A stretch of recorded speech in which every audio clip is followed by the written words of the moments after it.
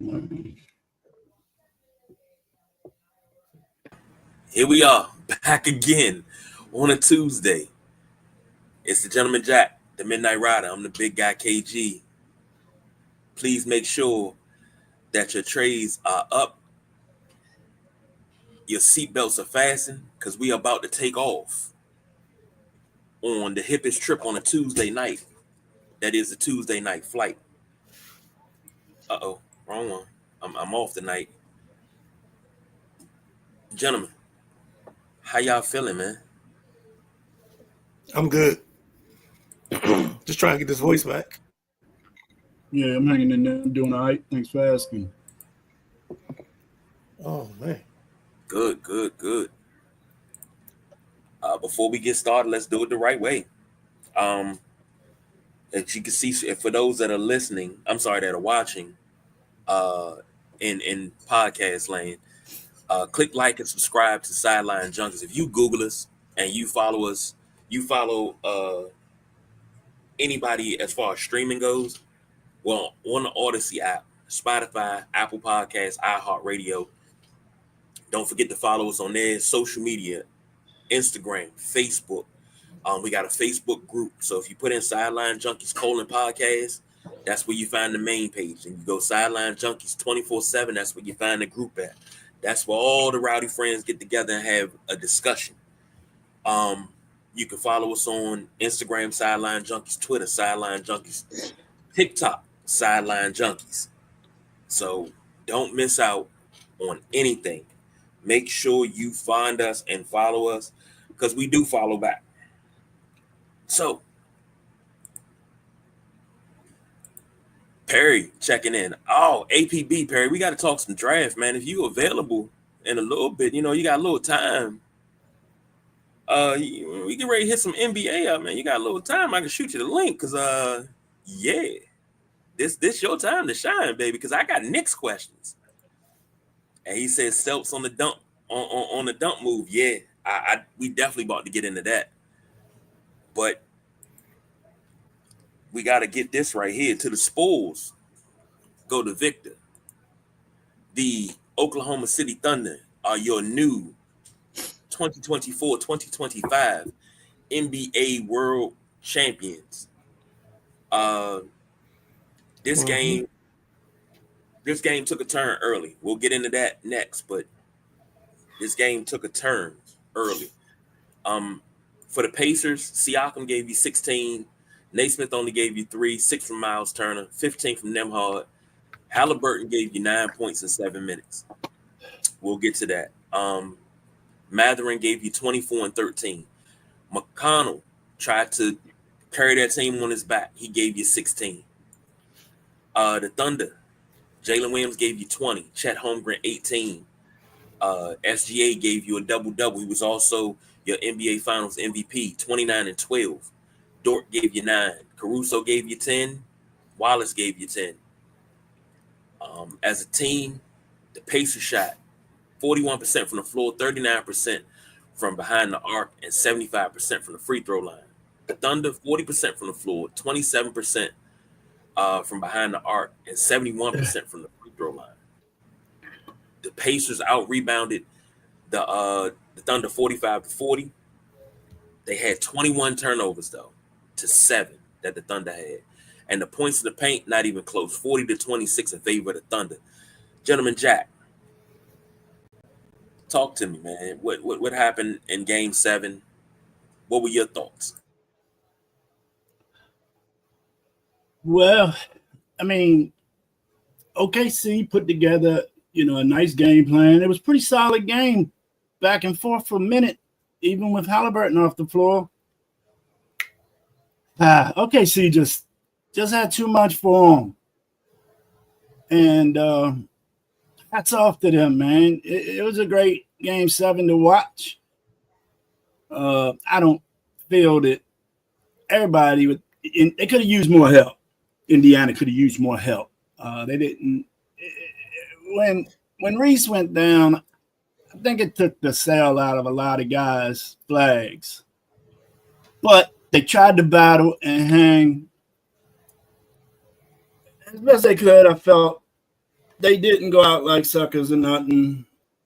Good job, Indiana. Great series. And I mean, what else can you say about SGA, man? He, in this 24-25 season, collected damn near all the hardware. All the hardware. He's one of four now. To, what was it?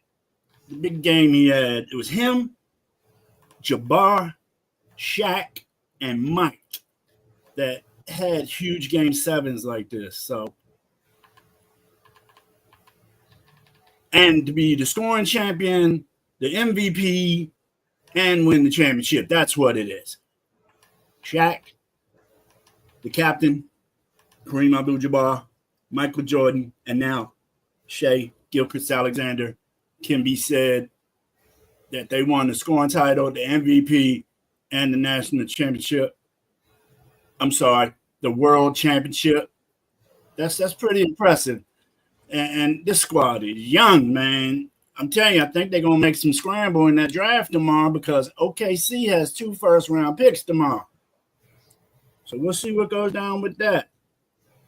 What's up with you, Ben? Midnight Rider, what you got? I think it's simple. You said a lot of it. OKC controlled the ball game, controlled the tempo. I think this was their series to win. I think it took them a little longer than we thought. I thought they were always the better team.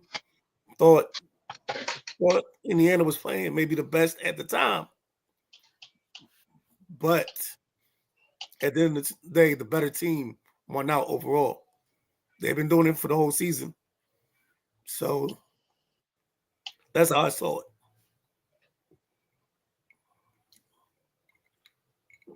Go ahead, Perry. Yo, what's good, y'all? What's good? First, how I sound? I sound okay? Yeah, you're fine. You sound normal. Perfect. Midnight light? Rider. Huh? You ain't light? Nah, bro. I got a low and mellow in here, man. Just got finished working out. What's up, gentlemen? Jack, you know I love you, bro. You my guy. But look, this was going into this season, and even taking it back to the preview show. I mean, we said from the beginning. I know I said from the beginning that this was Oklahoma's year. Okay, this was OKC's year, and they did it. They were the best team throughout the entire season. Indiana, give them full credit. They were the best team since they've been the best team in the league since January. All right, but all at the same time, yeah, what happened on Sunday didn't surprise me. Unfortunately, seeing Halliburton go down with 4 minutes to go in the first quarter was something else that did not surprise me. I give him all the credit in the world for wanting to be out there for his team. The inspiration that he, the Willis Reed type inspiration that he gave them in Game 6, and then for the Kevin Durant style hobbling to happen in Game 7. So that also wasn't a surprise. But I give both of these teams credit because they played up to it, and they gave everyone a 7-game series that didn't nobody see or call. You mentioned the Kevin Durant hobble. Didn't Kawhi do the same thing? Not in the finals. Okay. Not in the finals. He would have injured calf, though. Because KD had the calf injury in the finals. And before. He was injured. Remember, he was injured before the finals. He came back and then got injured. Yeah. But what I'm saying is it was still an injury. It was a calf that turned into an MCL. I mean, yeah. No, I didn't. You mean Achilles? I didn't. Yeah, that's what I meant. Achilles, yeah. Here's a whole at Achilles. Achilles and the calf is attached. And plus and also when you're already compromised, Okay, when you're already compromised, you're gonna leave yourself open for something else to happen. And unfortunately, that's what happened here. But like I said, all credit in the world to both of those teams, man. Oklahoma City did what they was supposed to do, which is, they dominated the league from pillar to post, which is when you dominate the league from the beginning through the regular season. This is how you're supposed to finish it off with the win. Yeah. I'll say this: this game lived up to the hype. I thought that Indiana was going to take it away when Halliburton went out. I was like, they're gonna win one for the Gipper, but it didn't. It didn't go like that. I thought Siakam was going to take over like he did in Game 6. I was like, that's who you got to ride with the hot hand. But T.J. McConnell, he hustled his ass off in Game 6, and he tried to carry them in Game 7, but just didn't have enough. Maddie said, not sure why ABC had to show his Achilles ruptures like 7 times. I only needed to see it once. Felt so bad for him. I'm going to tell you something. I'm not a doctor, but I play one on TV. When Kevin Durant had the strained calf against Toronto, what was that, 2019? I sat right here on this very show, and I said, that's not a calf. I said, that ice bag was a little too low to be a calf. He better watch that. I said, a strained calf. And we go through this every year when somebody says they got a strained calf. Sit down, rest. I understand it's Game 7. But you got to sit down and you got to rest. Because when it's a strained calf, the muscles are already torn partially. You push too far, that's when your rupture happens. When he went down, I didn't have to see the ligament pop. I didn't have to see any of that. When he went down and he smacked the floor, I said, that's his Achilles. It's done. We're done. Everybody talking about why he was on the floor crying like that. Shit. Never had a ruptured Achilles, but everybody says it's like you got hit in the back of your leg with a club. So you got and shot. It hurts like hell. I kind of sort of wish he would have sat out, but I understand why he didn't. But that's the question I got for you, gentlemen. Who's to blame? Do you blame him? Do you blame the organization? Now, you remember when Kevin Durant went out there, he was pushed by the team trainers and the team to go out there and play. He wasn't ready to come back. You have the ruptured Achilles. Now you got, but look, Kate, look. I'm sorry. But it's the end. He might as well have went back. I'm sorry. Look, you have to put this on everybody or put this on nobody. Let me explain why. Okay, because it's the finals. All right. If someone's giving you, if you have an inkling that you can play, you're gonna play. No doctor's gonna no medical staff is gonna tell you otherwise. No coach is gonna tell you otherwise. No GM is going to tell you otherwise. If you are the alpha dog on that team and you got an inkling, you're gonna be out on that court. Period.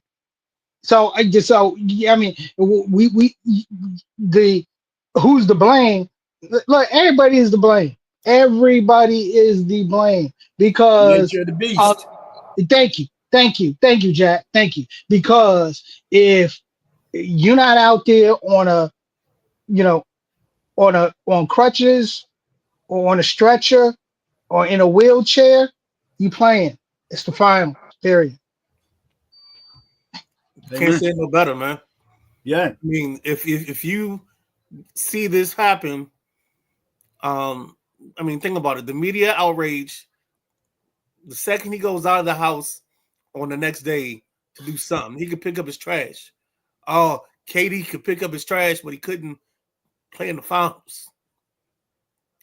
It's ridiculous, the world we live in.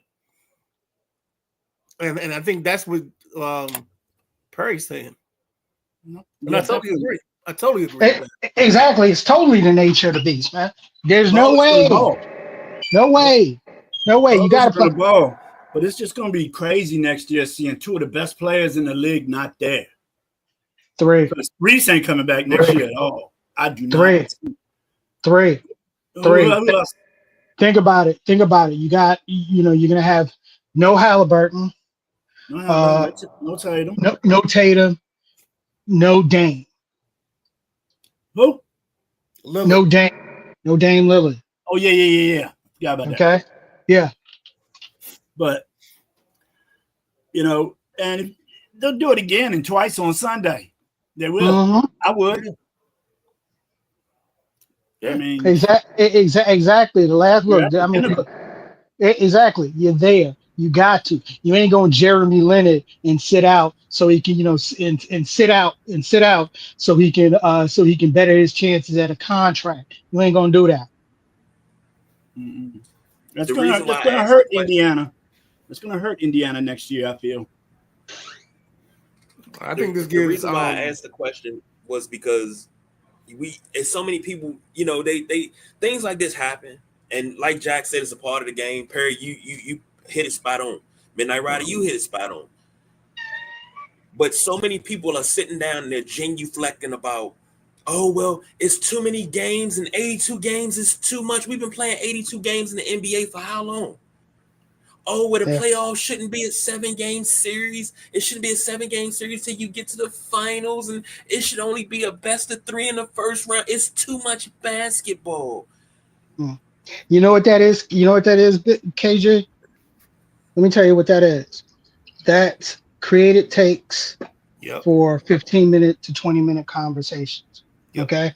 Because I mean, if you really want to have that argument, okay, have that argument at the AAU level. Let's be real. Have that argument at the AAU level. All right. Don't have that argument at at this level. Especially when you have multiple generations. You have multiple generations that have played 82 game season. Come on, get out of here with that BS. I Yeah. just want to say, how you gonna Go take the ahead. money back from TV contracts? Thank you. You're not gonna Thank you. stop taking the money in. Mm-mm. You dancing with the devil in the pale moonlight. You might as well go ahead and let him dip you and go ahead and wrap your arms around him because it's over. That's it. And that's all.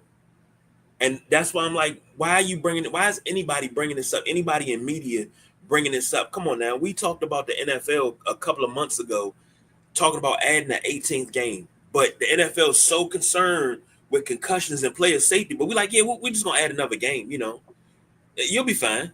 Just walk it off. Mhm. Yeah, but It's they'll modify the schedule so you're not playing. You're just playing 18 games with like 3 or 4 scrimmages. Yeah. That's And how they that was modify another it. thing. That was another thing that was brought up yesterday. Oh, well, why do they have to do so many back-to-backs? They played 109% more games than previous years. I'm like, where are you getting these numbers from? Though, if you want to pull numbers out of the air, I believe over the course of the last 20 years that the Bulls, going into the fourth quarter, are 9,998 and 6. I could pull numbers out too, but where are you pulling these numbers from? Because when we had games that were spaced out, you were mad. Now that the games are all together, you're mad. TV, And your actually, business. that back to back number is a lie because the NBA has made it an effort, a concerted effort Right. to cut down on back to backs. There Right. this year, the number of back to backs weren't the same, were lower than last year, which was lower than the previous year. They've done that concerted effort to eliminate as many back to backs, so that the load management argument is not is lower. And that was one of the reasons for doing that. Okay, so once again, just like you say, I mean, you have people pulling numbers out their butt that aren't even accurate numbers Mhm. at all. So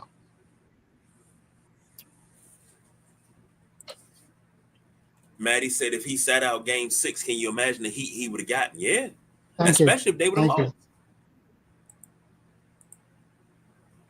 I mean, because even think about it, he could have sat out game 6. They could have won. They could have went into game 7, and guess what? He still probably would. He still probably would have torn an ACL. Yep. Yep. Okay.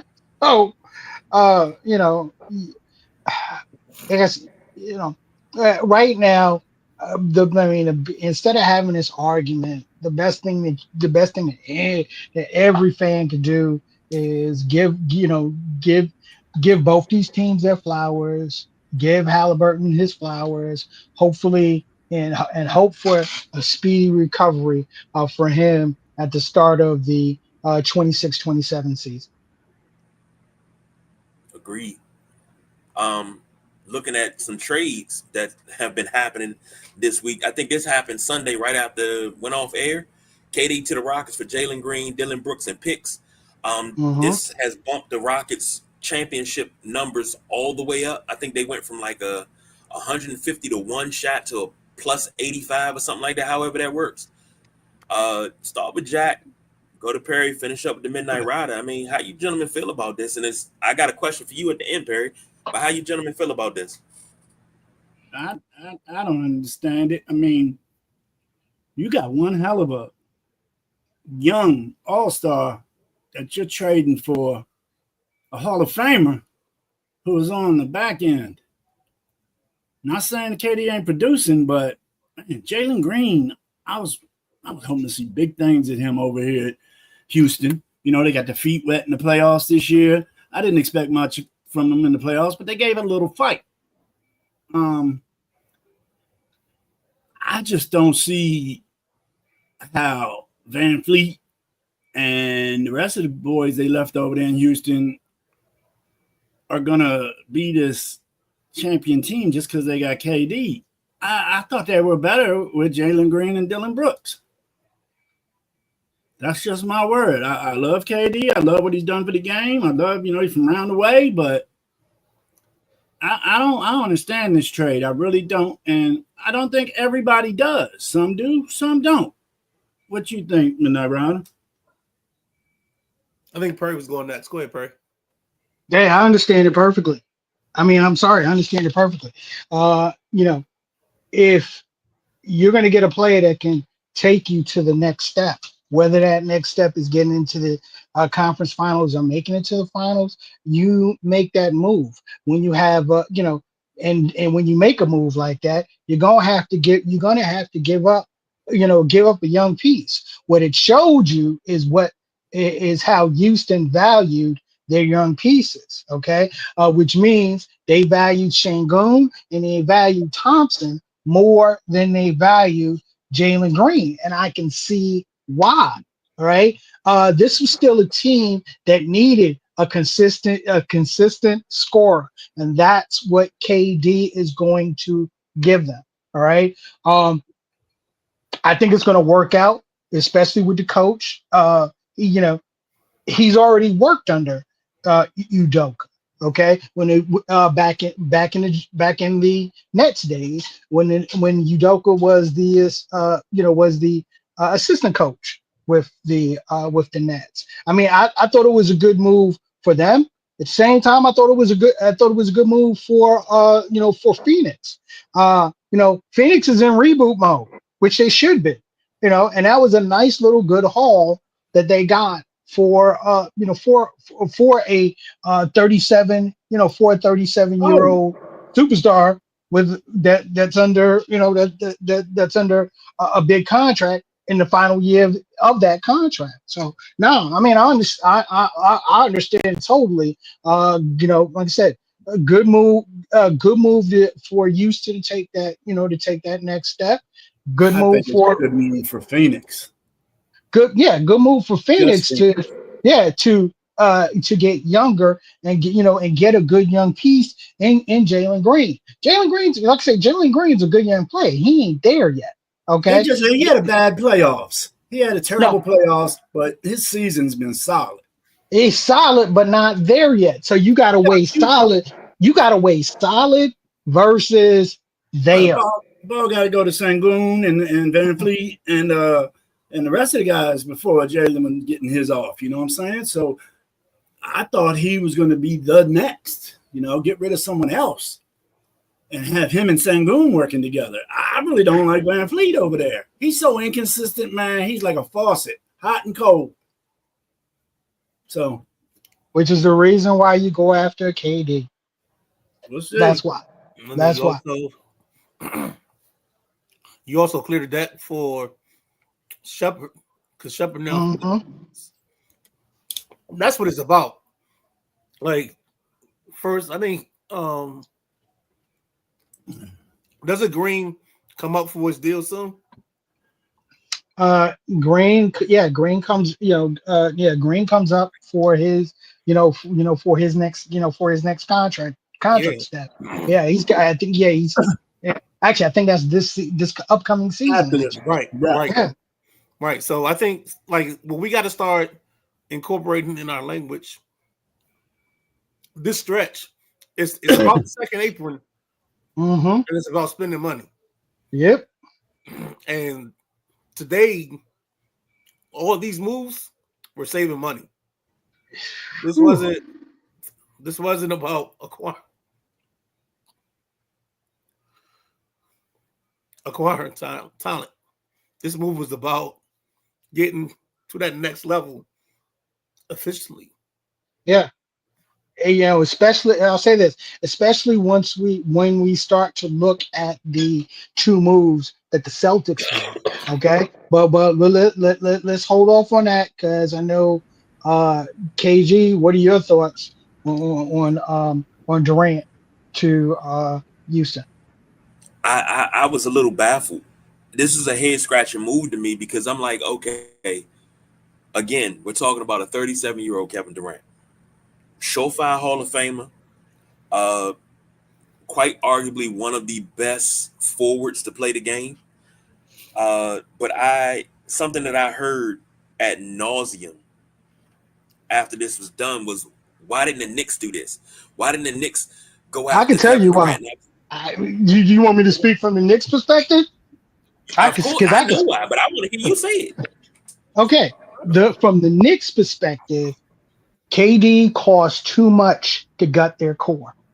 Period. He costs too much to gut their core, and and the Knicks already showed you they can get to the Eastern Conference Finals. They're already ready to make the next step. The front office is already happy with this core. Why, and one and two, consistency. All right, they've only had this core for one season. Why break that up? So no, Kevin Durant was always going to be a no, a hard no. All right. But a couple comments real quick. J Dub checking in. What up, fellas? Sam checking in. Said, here to hear KG's analysis of game 7. I heard a little bit while driving. Unfortunate situation. My wishes don't always come true, but when they do, OKC comes through. Sam dropping bars tonight. J Dub said Kevin Durant can still put up 26 a night. Yeah, when he's healthy. Now, I think it was a bad situation. I think Brooklyn was a bad situation because that didn't work out. I think Phoenix was a bad situation. I'm not going to say I'm 100% sold on Houston. This is one of those I got to see. And my opinion why he didn't go to New York was more along the lines of why get a 1-year rental when you're trying to build something long term? Because KD, I mean, who's to say he plays past the season if he wants to? But why get a 1-year rental when you need something? You're trying to build something for the future. You're trying to build something that you haven't had in a while. And our pre-season show, I said this is the Knicks year. I was close, but no cigar, and close only counts in horseshoes. But this is a head scratcher to me because I mean they gave up a lot to get KD. They gave up a nice haul to get KD, but I wouldn't even really call it that, quote unquote, a lot. They gave up 2 starters. They gave up the 10th pick in this year's draft, and 5 second rounders.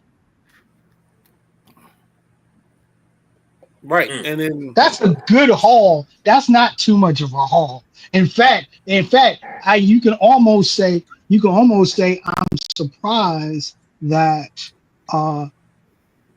that they didn't give up more to get a KD, because I saw, you saw what they wanted from Miami, and those were pieces that Miami weren't giving up, which was their young guys.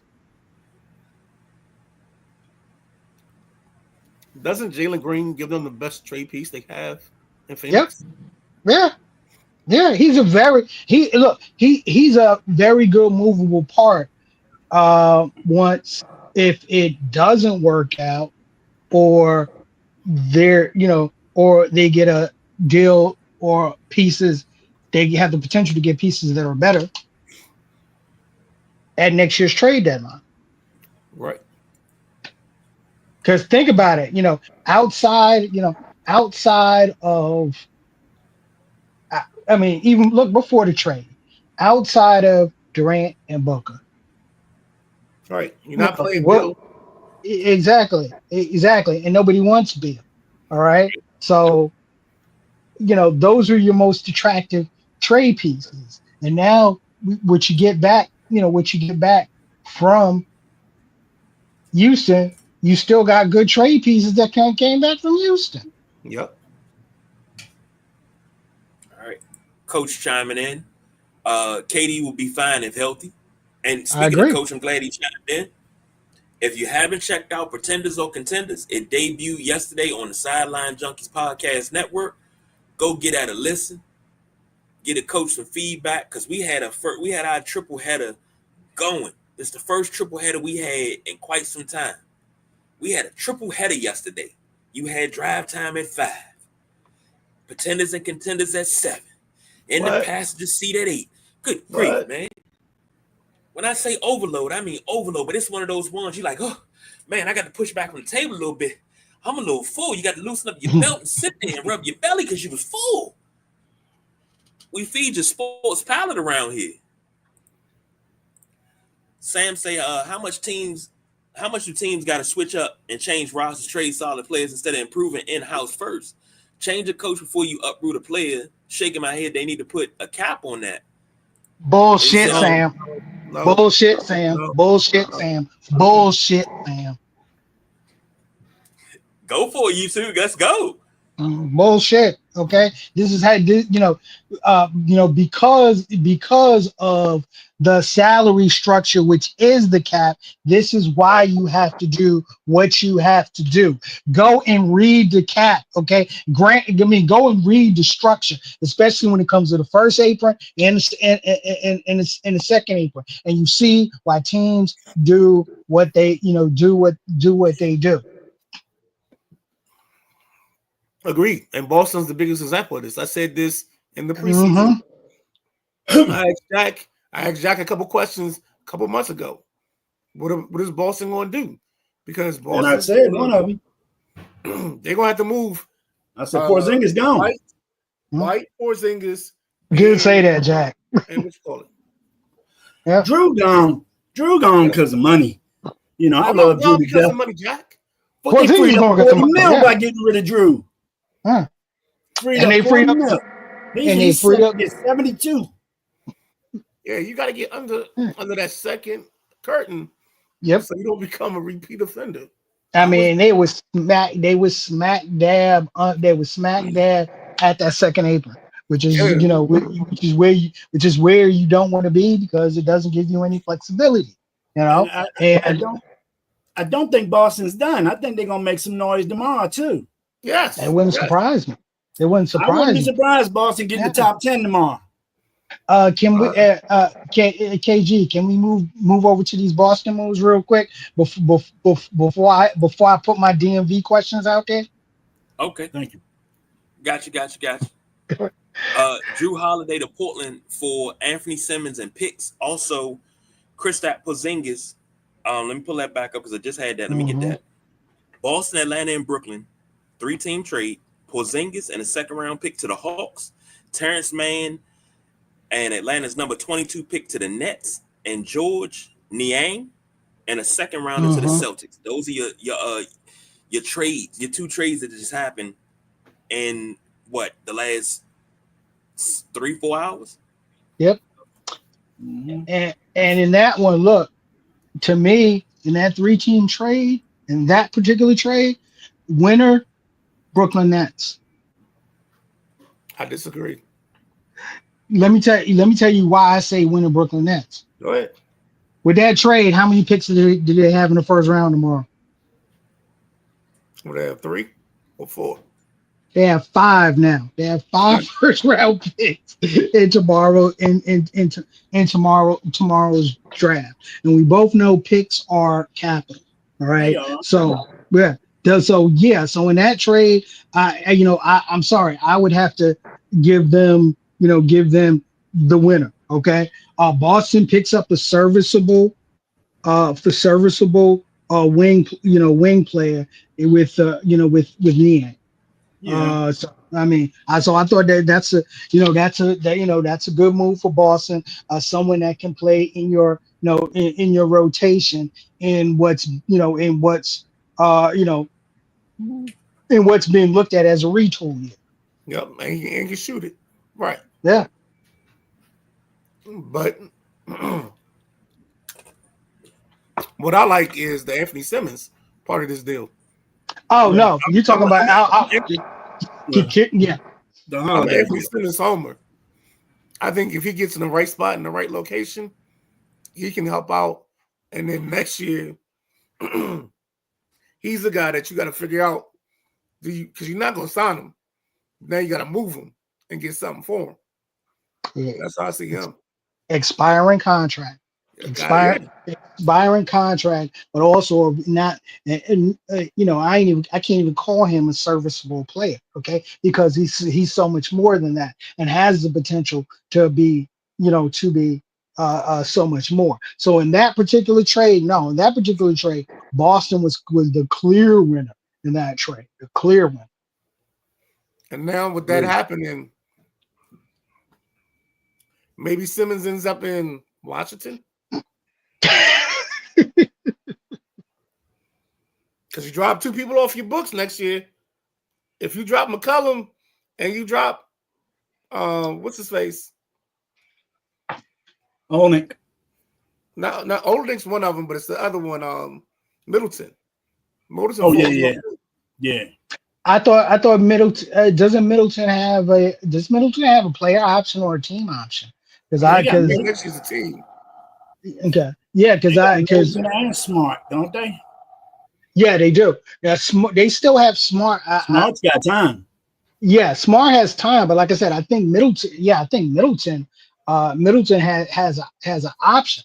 So wouldn't be surprised. It would not surprise me to see Middleton in the free agent market. Right. No, Middleton opted in yesterday. He did opt in. Yep, $33 million. Okay, so which means that when I'll say this, when certain players opt into their deals, all that tells me is that they're gonna get traded. Yep. Yeah. 33 is movable. 33 is movable though. Exactly. You're not moving 70. You're not moving 72 million. Yeah. So I don't know. I think tomorrow's gonna be crazy. Yeah, I think it's gonna be interesting as well. We haven't had a. This will be the most transactions in league history. I don't understand. And going to a couple of comments, Sam said we need a red eye 2 a.m. sidelines show. Man, you asking for a lot. He said he got some family drama going on, stressed out. Just came here to hang out and chill. Always keep it positive. Sam, all the Wishmaster signing out. Catch y'all in the next one. Hey, Sam, keep your head up. Keep your head up, bro. Keep your head up. And he said, J Dub said rebuild in Boston. Wrong word. Coach said wrong word. It's a Maestro's working this baby. Yeah, it's a retool. It's definitely. But you gotta take this year with Tatum as a year off. Mm-hmm. Yeah, I mean, you take it and play playoff basketball still, man. Ain't no day off. Jack, you gotta take it off because you gotta reset the money. No, you Mhm. keep Because winning now you're going into triple the money, triple the fines if you stay in this second apron. You let Brad That Stevens becomes worse. Actually, no. do his work. Actually, you're both right here. Okay, you're both right here. For Jack's point, Boston is still going to compete. Okay, Right. but also on Midnight Rider's point, they can't compete being at the second apron. Right. Okay, so the injury to Tatum is actually a blessing in disguise, so that they can get off, of some of this money. Right. Right. This is when you dump the contracts. I You get understand. younger. Like you get a guy Mm. like Simmons who can prove Yeah. himself. You maybe get another young guy that's struggling somewhere. To be honest, if I'm the Wizards tomorrow, I'm trying everything I can to get Kuminga. To get who? Jonathan Kuminga. Oh, I like Kuminga. I thought Golden State didn't use him enough in the playoffs. They don't like him enough. No, they don't. And And I'm speaking telling of the you, weed kid, he's the kind of guy. He's the kind of guy that can come here. You throw Like I him. say, let's get through this draft, and then we'll see what Boston's going to do. Because now what you're saying can be right or it can be wrong. So Brad Stevens got something up his sleeves. Best GM in the league. Yeah, dumb money. Getting rid of that Yeah, money was yeah. smart. speaking of the Wiz kids, they traded Jordan Poole, Sadiq Bey, and the number 40 pick to the Pelicans for CJ McCollum, Kelly, the Wizard Killer Olynyk, and future second round picks. Now I'm looking at their team. Chris Middleton opted in. You still got Alex Saw. You got Marcus Smart. You got Koulibaly. You got Bub Carrington. You still got Malcolm Brogdon. Now, not saying these guys are going to stay. You got Keyshawn George, Anthony Gill, Rashawn Holmes. You got talent. You got my man Corey Kispert. You got talent. Not saying this team's going to look like this, but I do like this trade. This is a trade that I actually like because This is our trade. it is. Now, I had a lot of heat for Bradley Beal when he was here. I did, so did the boss BJ. I was like, get the dude out of town. I wasn't as bad as the boss BJ with Martin Gortat when he was like, I'll pack up the moving van and drive him to wherever he got to go. You don't have to put him on a plane. I just wanted Beal out of town. And I'm not even a Wizard fan, but I just wanted him out of town because I felt like he was holding his team back. But Jordan Poole definitely had to go. Right. Now that he's gone and you got veteran leadership in Middleton and Smart, this is going to be a better team. Dude, stop saying smart. Year. Stop saying smart. You say what? Stop saying smart. So you think Smart's going to be gone tomorrow? Smart's Yeah, gone. he's not. He might not be going tomorrow. Okay, but he's not long for the Wizards. Sorry, because you heard me say a couple times with Smart and Middleton, they play smart basketball. And if you want to stay out of the top 5, you can't play smart basketball with the young guys. Mm-hmm. I'd like to see Smart come back to Boston. Hey, I want to see Smart on the contender. I'm gonna be honest with you, and that's and I think in the end you're going to see both Smart and Middleton with contenders. but you don't see. Go ahead, Midnight Rider. No, Middleton. My bad. Middleton is later. Middleton is going to be January. Mm-hmm. Mm-hmm. Middleton's going to be January, February. Coming off an injury, I'm sorry. He had to opt into that deal.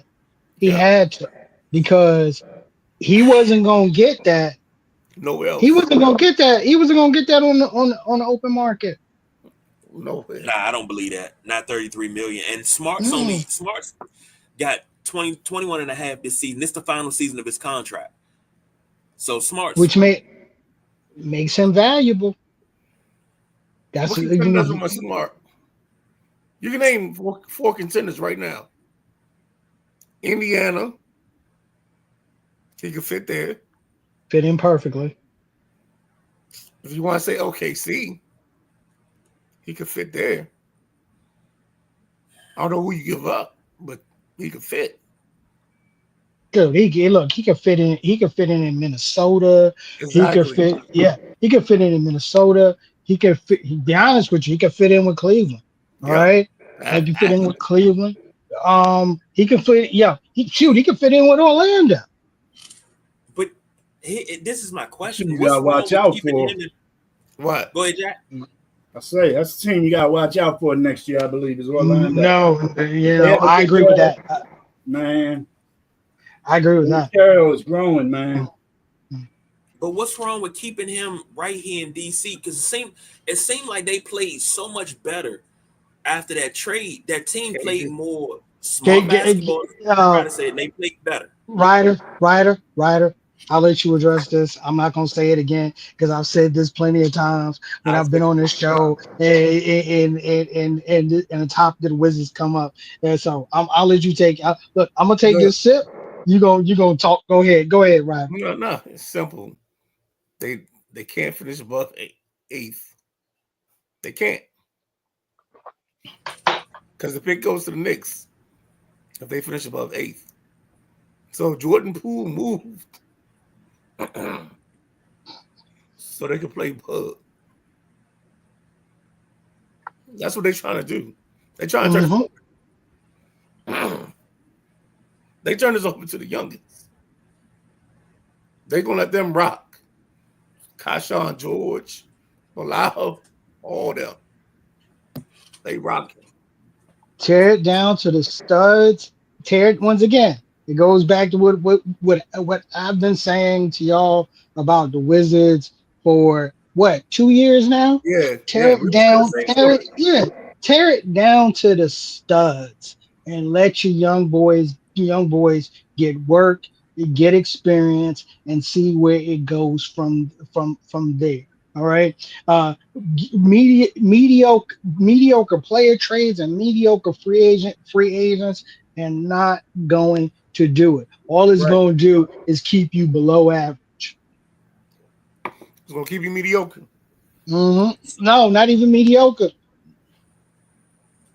So Not even mediocre, below average.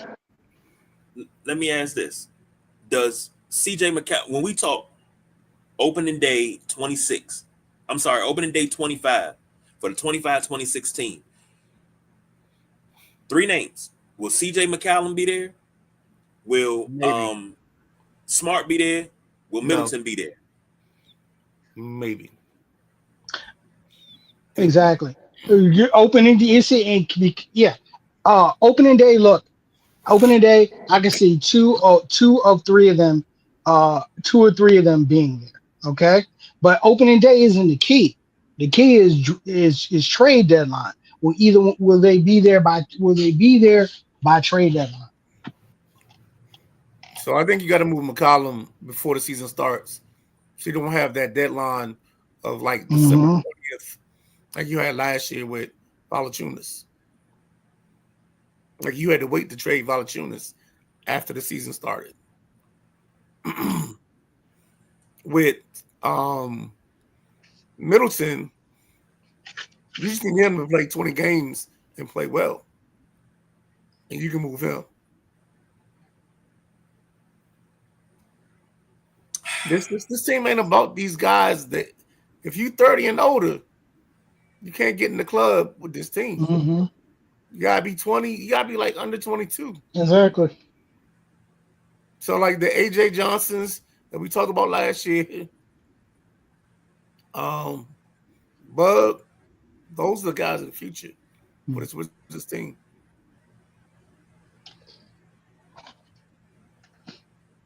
Yeah, Okay. it's like look, it's like if I was gonna do a Knicks comparison with this is like Knicks mid to late Isaiah Thomas era. Okay, don't fall in love with these names that are being brought to the team, and don't fall in love with the names build your young guys. Okay, which to this day I'm still pissed off to this day. When Isaiah Thomas had a great draft, when in the same draft he picked up Channing Frye, David Lee, and Nate Robinson. Okay, and then by the following draft, you trade Channing Frye for Stevie Francis and Zach.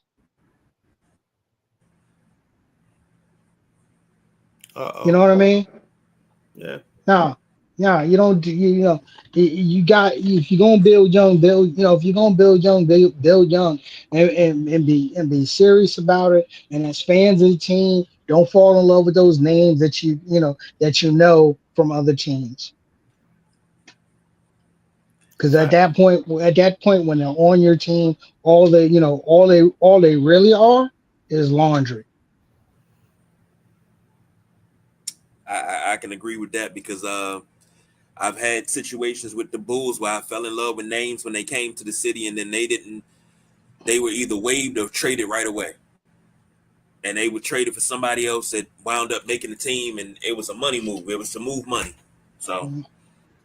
I want something better No, no, no. for the Let's go Wizards. back to Jack. What's your thoughts, Jack? On the, we already talked about. You talking about the Jordan Poole trade? Where Well, y'all at now?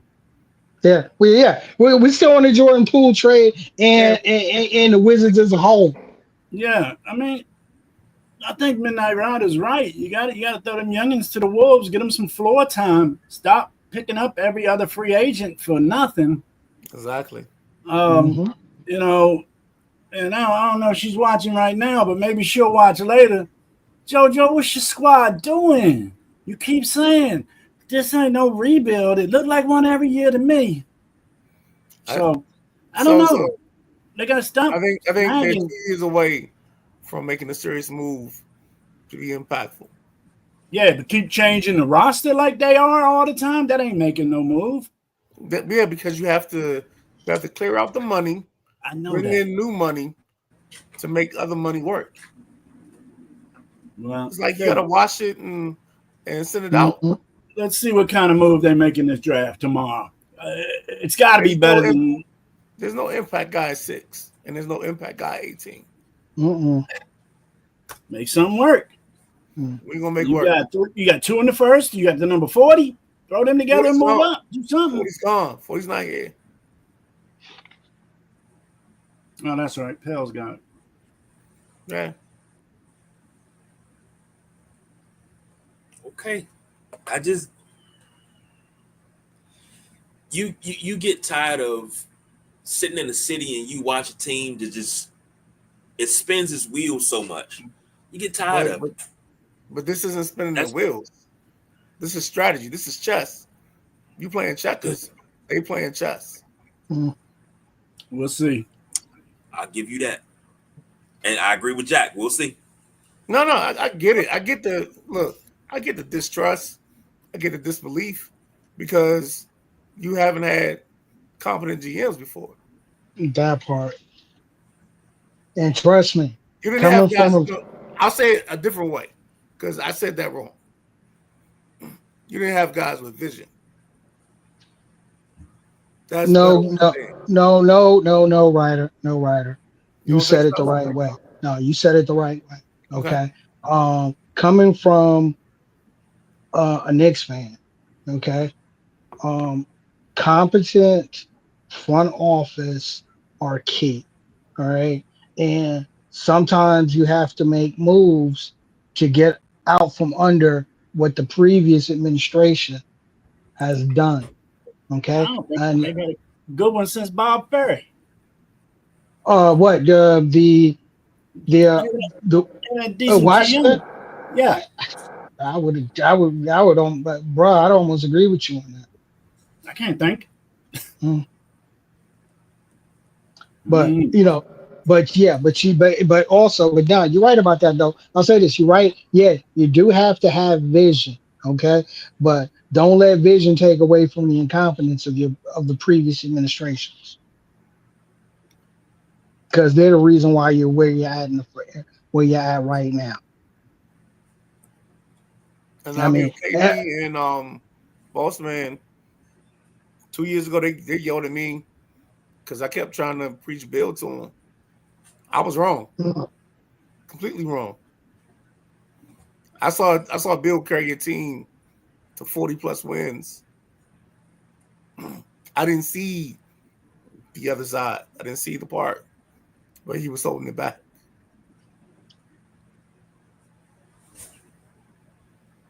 And that's the key. And sometimes you got to see exactly, the other side of the coin. exactly.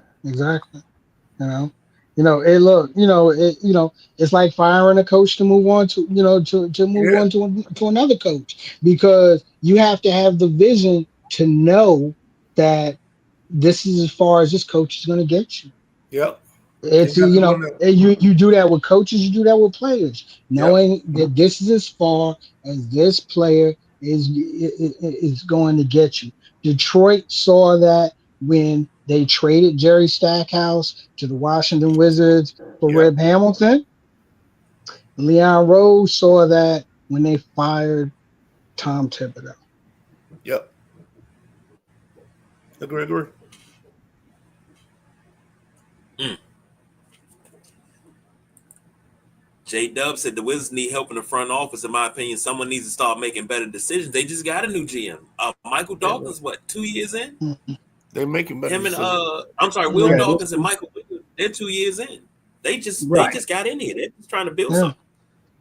Yeah, and part of building something is to clear out the mess of the previous. Yeah.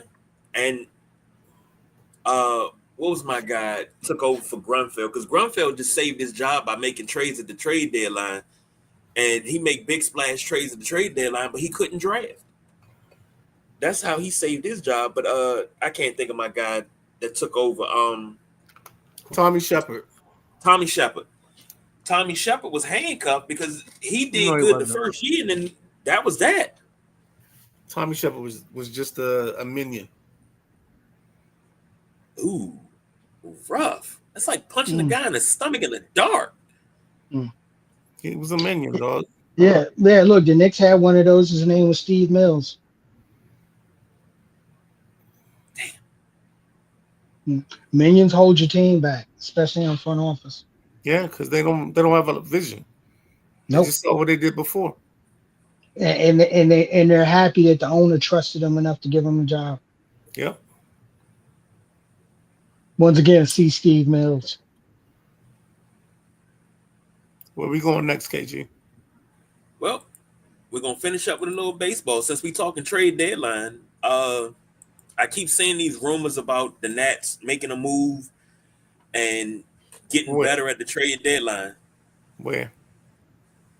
All over online, just different forums. I be peeking my head in. Stop using the internet. They're not trying. As constructed, they're not trying to get better. They're not adding payroll. They're not adding nothing. They They're gonna let 15 these games boys out ride already. this out. They're gonna let these young boys ride this out. Mm-hmm. Then they're gonna figure it out on the run. This is kind of where the Wizards are. Just they're a year ahead. They gotta figure this out. You got Cruz, Lyle, Hassel, Young, and James Wood. That's 5 players for 3 outfield spots. Gotta figure that shit out. You got Abrams, Garcia, Nunez. Got a couple young infielders. You gotta figure that shit out. They're not making a move to be a better ball club. No. Because if they not would, 15. yeah, go ahead. They're not doing it at 15 games back, man. At the All-Star break, I don't see it happening. No. Wait, they 15 games out now. Yeah. Mm-hmm. Yeah, you don't make no splashes. You don't make no splashes. that I'll say this. Okay, because look, full disclosure, I'm probably about three ticks above casual baseball, right? But one thing that I've always respected about baseball front offices know when it's time to give it over to the young kids and see what you got. Yeah. You have to. But Now, Midnight Rider, isn't Washington in a better position right now than they were at this time last year, though, even though they're 15 back? Or are they about the same? I can't remember what their record was this time of year. I mean, I got them listed here 33 and 46 right now. Uh-huh. It doesn't seem as bad. I mean, it's definitely not as bad as Colorado. I don't think they've won 20 yet. But their problem is you had the blow up with Martinez in the 11-game losing streak. So now everybody's trying to recover from that, even though they just won 3 out of 5. You know what I'm saying? 11's a lot. Exactly, because now when you see 11, you see the 15. You don't see that you can make this up because we got 3 months of baseball left. I still don't think you're gonna make it up. You ain't gotta make it up, but you gotta get close. Can I put my You can kick my young baseball hat on? And I say this because we've seen it happen before, and it's historically we've seen it happen. Teams going into the All-Star break looking like they're finished. They need to go ahead and just pack it in and just call guys up and play. We've seen it, but we've seen teams turn it around and walk into the wild card. Now, I was going to use the analogy of the amazing Mets, the '69 Mets, how they were back at the All-Star break, but they were only 5 games back. We're talking 14 and a half, 15 games back, 13 games under 500. So you what you're telling me is for once, there's not a chance that they can actually turn this around. I'm not saying that at all. I'm not saying that at all. I say nah. I'm just saying they're not going to make a move. He's a Nats fan. It's talent. Exactly. It's a different. They don't have a need because you got so many kids. Exactly. There's a difference when you're trading to do that, okay? Versus, once again, letting your young guys play and see what they got. And if what they got makes up that, those games and gets you in a position to be in the playoffs, then you got some good young guys. But don't be trading. Excuse me. Don't be trading. That's the point. No, you gotta figure it out because you got too many guys all playing the same position. So you gotta figure out what's up, what's right.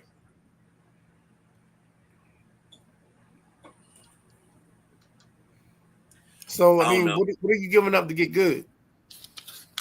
You want to go get a bullpen arm? I mean, what you got in the farm system? What you got down in AAA? What you got in AA? Something that you can give up just to get something.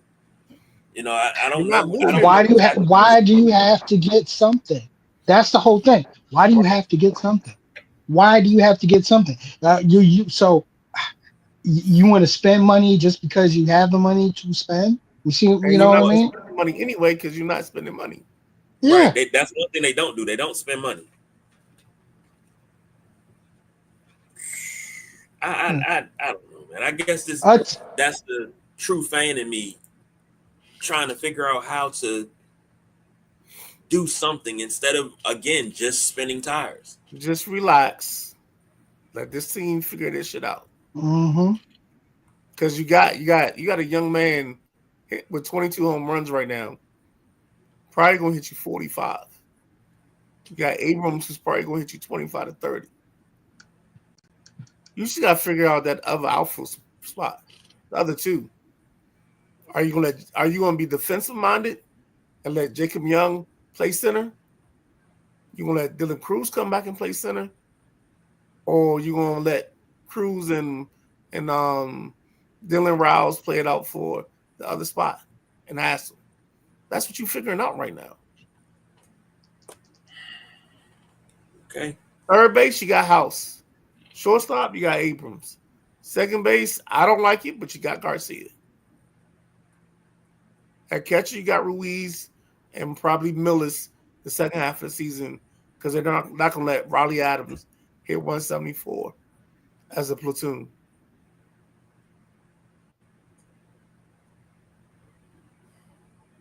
Pitching wise, you're going to move Trevor Williams. Once K. Cavalli can show he's healthy, Trevor Williams goes in the pen, becomes your long relief.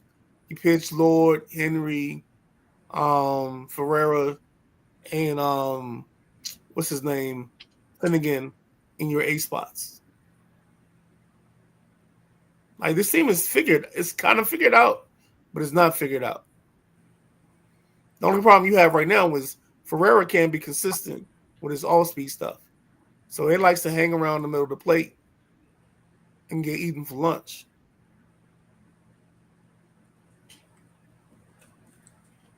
All right, man. I'm not gonna press the issue. I'm gonna do like you said. Press the issue. Press the issue. No, because if I press the issue, we gonna go right back around the mulberry bush again. You know. And it ain't no point of pressing. I gotta listen to you. I got another lap in my system. But I gotta listen to you because this is. I want to. I want to make a move. Hell, I want the Yankees to make a move. I'm not used to playing as a Yankee fan. I'm not used to baseball being like this, where we're not in first place in the AL East, going into the All-Star break, where we're not the hottest team in baseball, where we're not World Series favorites. I'm not used to that. The last few years, man, I ain't been used to that. But at the same time, as a Yankee fan as well, there's a difference when the Yankee makes a move because they are there, right, versus a Washington Nationals team making a move 15 games underwater because they are not there yet. Make moves when you are there. Build your foundation. See what your foundation is. Let your foundation grow. They start to get some wins. Then you reevaluate and see what you need to do to get better. Jack, what you got? Yeah. Y'all done hit it all the way I said it. You let them get up, be more near to be a 500 team before you try to make improvements to further your season and see if you can't, maybe get a wild card or something. But they're not in that talk right now. I say continue growing the team, continue growing the young players, and ride this out. Work your farm club. They're not in turmoil. They're not Colorado. They're not Pittsburgh. Look what Minnesota did last year. They hung on. Yep. They didn't give up everything, and then they're working on it again this year. I think Minnesota is going to be one of the most improved teams here, man. They're about the same way that Baltimore is. They're 11 out right now, but they're playing better ball than they were last year. I like Boston's team. I didn't think I would, but I don't know where Boston sits in the standings. Boston's 500, 40 and 40. With Jalen Duren, Trevor Story actually hitting the ball and being healthy. And the crybaby gone. Crybaby's gone. Gone. You don't get paid $500 million, $300 million, whatever he's getting, and cry like he did. No, you don't. The two youngins playing the corners. I think they can be. I think they can be frisky. I don't know if they stick around, but they can make it interesting. I think the whole AL East is going to look different after the All-Star break. What's your boy? The Tampa boys, Cam Llanero and what's your other guy? Mine? Yeah, the Tampa Bay boys. I don't know who you talking about. You know who I'm talking about because you talked about him all season. Oh, Arenado. It's not Arenado. That's the hitter I like over there. Okay, maybe that's him. I'll go with it. All right, go with that because they made big jumps, but I don't know if they're gonna stay up there. But their pitching gives them enough opportunities, and the defense gives them chances that they can be there. It does, because their runs scored versus their runs against is really great this year. Yeah, but you got some other teams that you can just see the difference. So, but that doesn't matter because pitching makes the world go round. True that.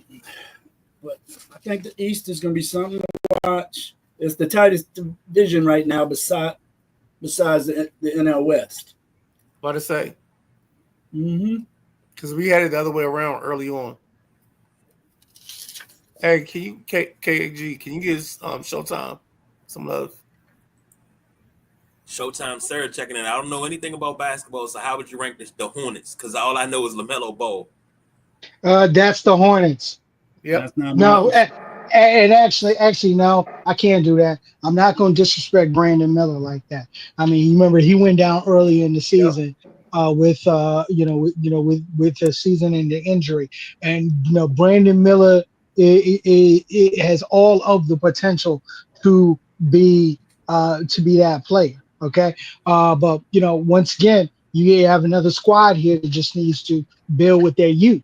I don't know how long LaMelo Ball is going to be there. To be quite honest with you, I don't think he's the right guy. And I've said this from the day that he touched down in Charlotte. I don't think he's the right player to build this team around. Brandon Miller, however, is. But then that means you buy into. That means you got to buy into the young you've been trying to trade. Mm-hmm. What's the center kid? Williams or whatever his name is. No, you mean Williams? Yeah. Mark Williams. Yeah. Okay. Yeah. I mean, Williams is. Yeah. I mean, Williams was damaged goods. They were trying to trade, trade and get away with, and it didn't work. He's still a shot blocker. Mm. And we're gonna have 4 doubles in the first round tomorrow too. Quick baseball question. Baseball comment. Anthony said the issue with the Nationals is if you guys want to make a big move like getting an elite starter, you're going to have to give up the top of your farm system. I don't think they have anything in the farm system to give up. Am I You're mistaken wrong. on that? You're wrong, Okay. but you're not giving up what you got. But they're not gonna do it. Because No, should they? No, Right. should they? you're not No, close. should they? Yeah. I mean, look. Like I said, You're I not haven't close enough looked to at add the that great starter right now. Hey, look, guys, I haven't pulled up the baseball standings in a minute. Okay, and I just did it, and yeah, the AL East is tight as as I don't know what, but also at the same time, I mean, looking at New York, Tampa, and Toronto, not surprised. Okay, and Boston. I mean, them being 500, but when you are when you are 33 and 46, which is the Nationals record right now, not in last place, but still underwater. No, you don't give up nothing in that farm system. You get to over 500 and then get to over 500 and be consistent, and then start talking that. Yeah, because you still got to get back DJ Hers, the Gibson kid. You got kids you got to come back and get. Cavalli's got to pitch for you. You're not in a spot for that to happen. You're in a spot right now where you just got to tread water and see what you get. Tread water. Let your youngins go. Yeah. We got a new youngin coming in the league tonight in Cincinnati. This boy is supposed to be phenomenal. Damn. Where was he from? Wake Forest, maybe, I think? Yes. It's a top pick from Wake. He dominated minor league ball so far. I want to say he's got a 2.01 ERA. He's starting tonight for Cincinnati. So you want to see an up-and-coming young pitcher, man. This hype's almost Strasburg hype, man. Almost. It wasn't nothing like the Strasburg hype. That was amazing. No. Anthony said, per sources according to ESPN, Fox Sports, NBA Network, and NBC News, Kyrie declined his $43.5 million option. So basically, he's going to test free agency. He may not get Look, $43 million, but he'll get a job. and he'll be re-signed with the Mavs. Yep. Yeah, they re-signed. I think Gafford accepted his option. I think somebody else did something in Dallas too. And then, they got Mr. Flag going to be in town tomorrow. Mr. Flag will be a Dallas Maverick tomorrow. But that goes to my next question. I was going to ask, who's going first? Who's the first overall pick? Are we going to have any surprises? You lose money if you bet on Coop to go first. You lose money. Yep. So, yeah. The board changed a lot since the end of the NCAA season. The board changed a lot. There's some ballers. Jonah Broom ain't hardly up there getting no respect. They're putting a lot on this Dylan Harper kid. Yeah. They're putting a lot on Dylan Harper.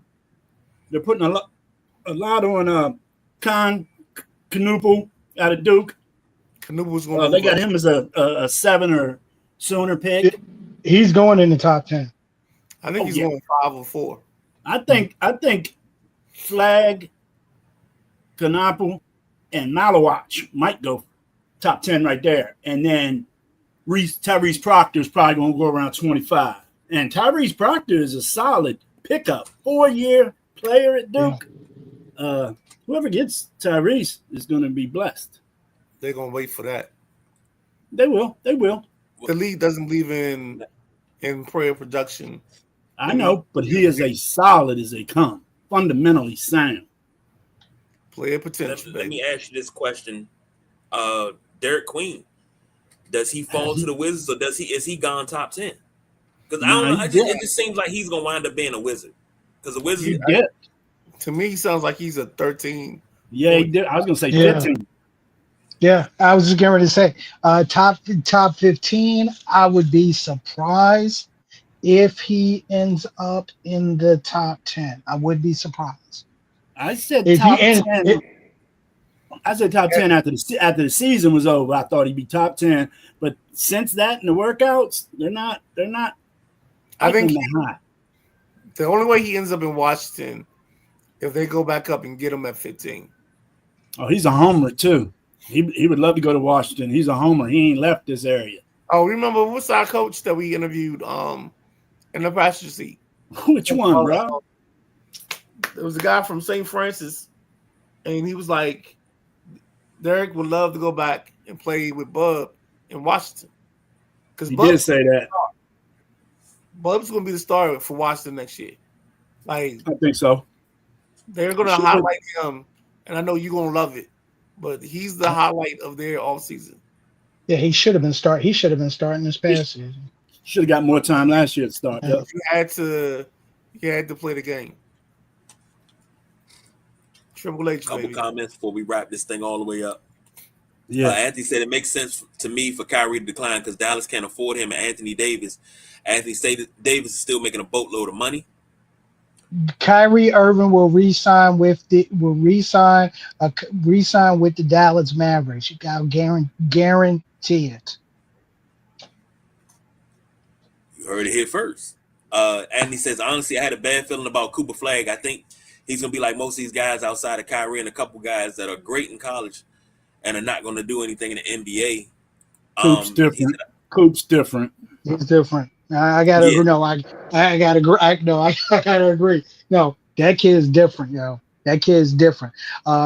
He's 17 or just turned 18.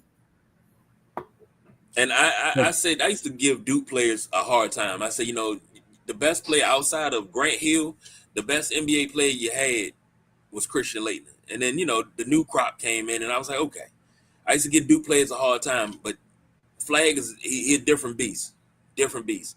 And Anthony says, I like the other Duke center over Dairy Queen. Didn't Dairy Queen actually got an NIL deal with Dairy Queen, didn't he? Oh, no. Yeah. And the other kid has more upside. Direct to me is a safer pick because he's more pro ready. He's talking about Malawach. I believe that's who We he's gonna talking see about. you Is he talking about tomorrow. Malawatch or is he talking about the other? He said the other Duke. Was he referring to Malawatch or was he It's referring got to to be. the? Malawatch is the To, center. to, Canupo was playing a guard. Yeah, it's a model watch. okay. I don't. Malawatch played for Sudan in the Olympics. South Sudan. South Sudan. South Sudan, you're correct. Yeah. And that was the year prior to him playing for Duke. Or the summer, I should say. Yeah, and and there was he was NBA talent on that team and NBA coaching talent on that team. So yeah, Yeah, I think all four of them. I think all four of them are going to transition to the league fine. exactly. Well, speaking of a transition and 8 o'clock tomorrow, Gentleman Jack in the passenger seat tomorrow, 8 p.m. Who you got on? Midnight Rider. What's your guy's name? Dirk Campbell. We got. What's Derek? Where's Derek at? Oh, he just moved to HD Woodson. There you go. Thank you. Go ahead. Oh, where was he at before? He was at Wilson as the girls coach. Now he's at HD coaching boys. But I don't know if you've reached out to him. Mm-mm. Okay, so I gotta Confirm, please. a confirmation. Okay. So I'll work that all day today and tomorrow. All right, babe. Yeah. That's tomorrow, 8 o'clock. You got in the passenger seat, Perry, as always, man.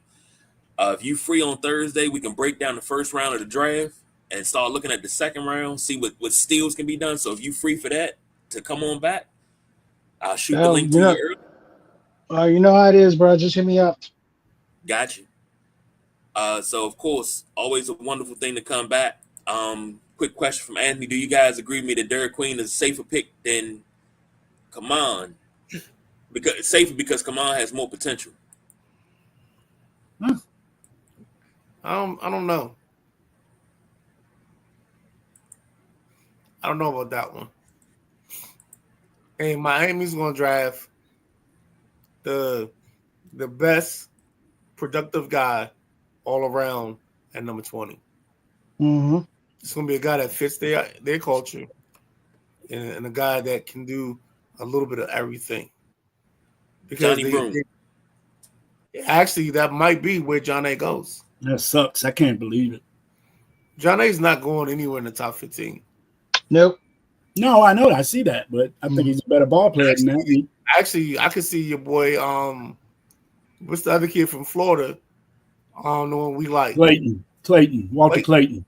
I can see Clayton going here because then he fits into like a Dirk Fisher type of role. Actually, Clayton Jr. I'll say this: Clayton Jr. fits Miami to the T. I don't think he'll be there that late. Oh, he's gonna be I there. think he's gonna be that late because we'll see. Miami's got what the 20th pick. Yeah, I mean, look. I'm looking at this. I'm looking at the mock draft for CBS Sports, and it's funny. At 20, they're predicting Walter Clayton Jr. Mm-hmm. I think that's his spot. Yeah, I think Miami's the best spot for him. All right. Anthony said, how about Jace Richardson to Miami? Not that type of guy. What's that new Dishes song? That girl. Hey, you're not my kind of girl.